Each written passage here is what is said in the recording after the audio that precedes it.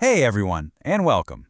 Ever stop to think about why some things happen in the blink of an eye, like an explosion, while others, like a piece of iron rusting, take forever?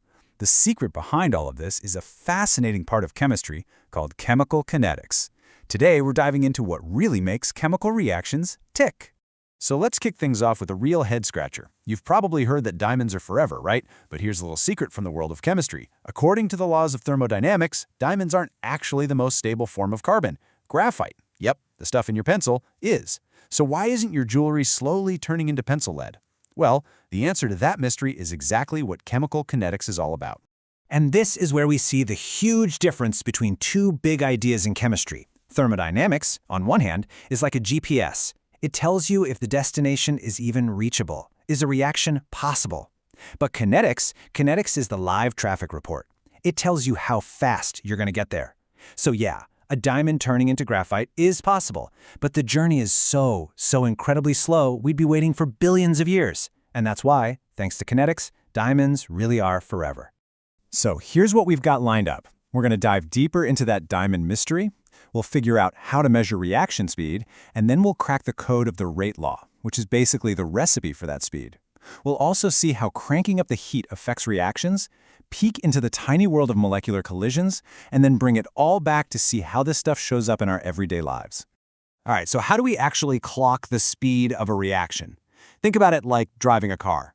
Your speed is how much your distance changes over a certain amount of time, right? Well, for a chemical reaction, it's pretty much the same idea, but instead of distance, we're looking at how much the amount of a chemical changes over time. The official term for this is reaction rate. All it means is we're measuring how quickly the concentration of something, either a reactant we start with or a product we end up with, changes over a set period. It's really just chemistry's version of a speedometer. To really get this, let's break it down to the absolute basics. Let's imagine the simplest reaction possible. We have a reactant, let's call it R, that just turns into a product. We'll call P. It's a one-way street. As time goes on, the amount of R is going to go down and the amount of P is going to go up. Simple enough. Now, mathematically, we can track this by looking at how fast our reactant R disappears. We write it like this, with the triangle delta symbol just meaning the change in. But wait, what's with that minus sign out in front? Well, think about it. The concentration of R is decreasing, so the change is technically a negative number. But speed can't be negative, right? So we pop that minus sign in there just to make sure our final rate is always a positive number. And on the other side of the coin, we can look at the rate from the product's point of view. How fast is P showing up? The formula looks almost identical. The change in P's concentration over the change in time.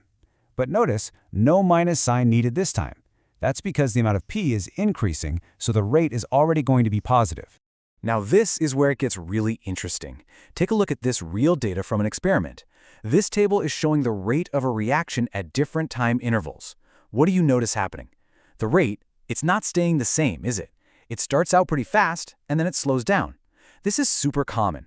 As the reactants get used up, there's just less stuff around to react, so the whole process kind of runs out of steam. Okay, so if the rate is constantly changing, how can we possibly predict it? That's where chemists have this amazing tool called the rate law. You can think of it as the ultimate recipe for a reaction speed. It tells us exactly how the ingredients, the concentrations of our reactants, affect how fast the whole thing goes. The key concept inside the rate law is something called reaction order. This number basically tells you how sensitive the reaction speed is to the amount of stuff you have. For example, in a first-order reaction, if you double the concentration, you double the speed. In a second-order reaction, you double the concentration, and boom, the rate quadruples. And then you get these really weird ones, zero-order reactions. Their speed doesn't care about concentration at all. Wild, right? Okay, pop quiz time. Ready? Here's a rate expression.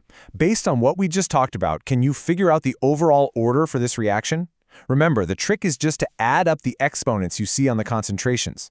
And the answer is 2. You just add the powers. 1/2 plus 3/2 gives you 4/2, which is just 2. So this is a second-order reaction. See? Not so bad.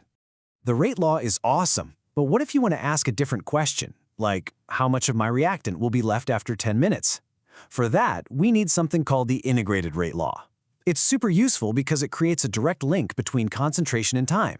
This one here is for a zero-order reaction, and it lets you pinpoint the exact concentration at any moment in time. And here's what that looks like. A picture is worth 1,000 words. If you plot the concentration versus time for one of these zero-order reactions, you get a perfect, straight, downward sloping line. It looks just like the y equals mx plus c equation we all learned in math class. The steepness of that line, the slope, is directly connected to k, our rate constant, which tells us the reaction's natural speed.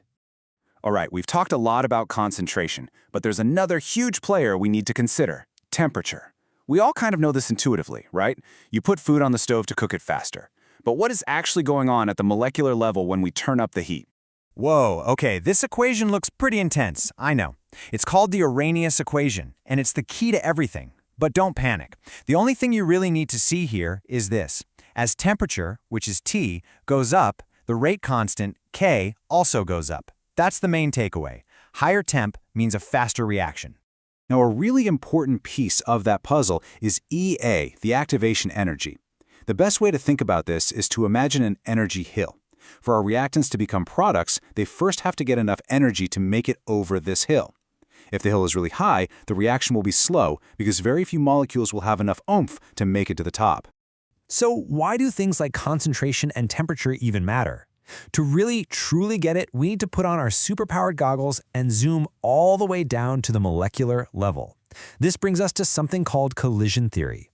At its heart, collision theory is super simple. For a reaction to happen, molecules have to bump into each other. But, and this is a big but, most of the time when they collide, absolutely nothing happens. Only a tiny, tiny fraction of these collisions are what we call effective, meaning they actually result in a chemical change. So what's the secret recipe for a successful, effective collision? Well, there are two must-haves. First, the molecules have to smash into each other with enough energy to get over that activation energy hill we just talked about.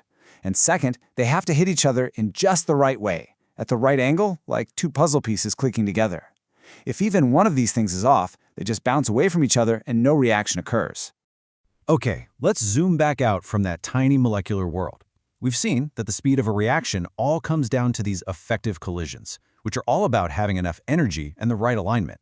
So how can we use this knowledge in the real world?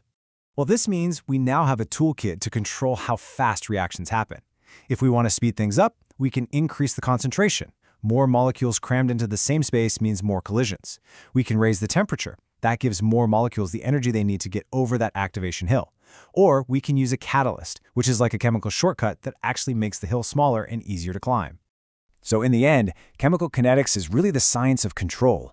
It's why we put food in the refrigerator, to slow down the reactions that make it spoil.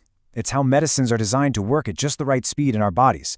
So I'll leave you with a question to think about.